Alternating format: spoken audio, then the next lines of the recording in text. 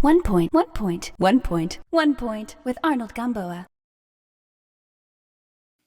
One of the most recent shared storm that every one of us, lahat tayo, ito yung ito yung ating kinakaharap sa ngayon eh. One of those things that all of us are experiencing at this point is the pandemic. Kahit na nasan kayo dun sa inyo na kasama ko sa YouTube at sa Facebook, maybe you can answer this question.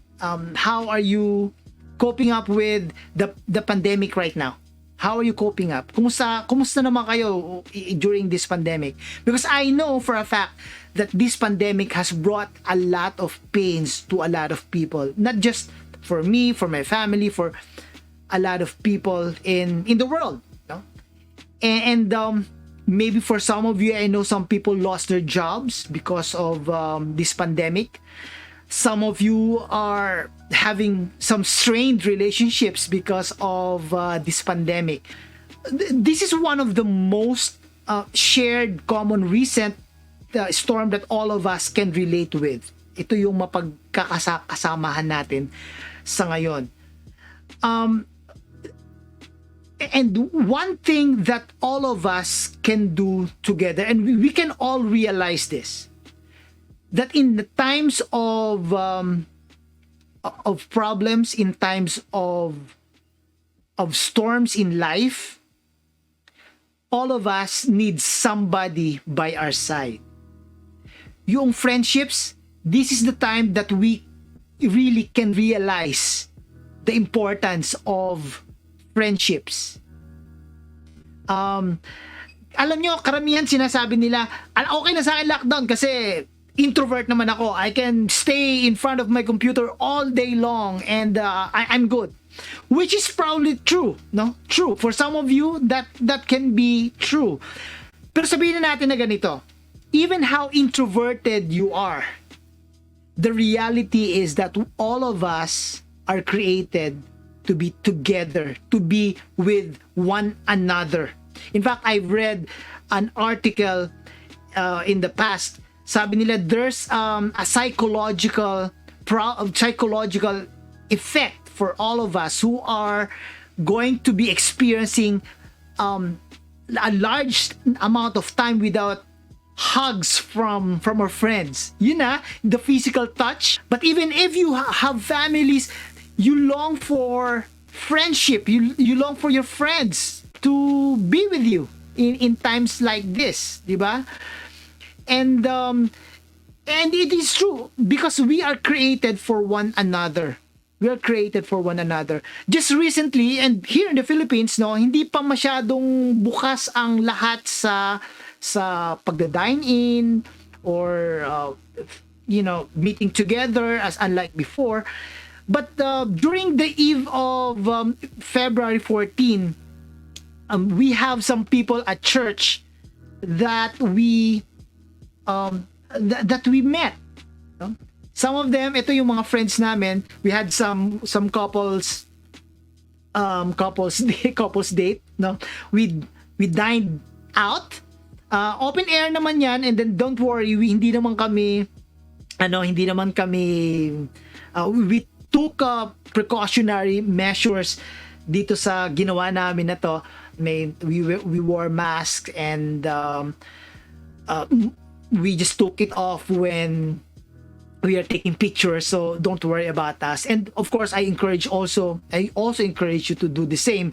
You take precautionary measures if you got. But what I'm trying to say now is meeting people like this, no, for the very first time made me realize the importance of being together as friends. Being together as friends. And nakakalungkot dahil hindi natin to na nakikita or na-experience nowadays because of the pandemic. The Bible says in 1 Thessalonians chapter 5 verse 11. I hope you can see this, no? Ito yan. Yan. 1 Thessalonians chapter chapter 5 verse 11 says, therefore, encourage one another and build each other up, just as in fact you are doing. Encourage one another, build each other up. That's the purpose of friendship. We encourage one another and build each other up. And without friends during this time of storm, this shared storm that all of us are experiencing today, without them, it's really very hard, di ba? Ang hirap. And so what I'm encouraging you today is to continue looking for those friendships, those opportunities to be with your friends, even online. We at church, we have what we call life groups, and my life group is what we call Iron Man. My guys, Iron Man, if you are watching this, not probably on live stream but on replay, I salute you guys. We all always meet every Sunday before, but now Wednesday afternoons on Zoom and or Google Meet. We meet every single time, every single week, because we try to help each other out. We try to hear each other, because it's very important, not just for your social needs, but also for your mental health. I encourage you. I encourage you to continue fellowshipping with your friends, and especially, and if you do not have a church family, this is what I'm encouraging you to do. Right now, during the pandemic, try to connect with a local church, a Bible believing church, because we encourage, this is what we encourage in a Bible believing church. We encourage fellowshipping. We encourage you being together and talking about your problems, talking about your issues in life. Maybe this is a time for you to share your life with others, share your life with someone, even online, kahit hindi pa physically for now. Be plugged in the local church, and definitely this will help you today. 1 point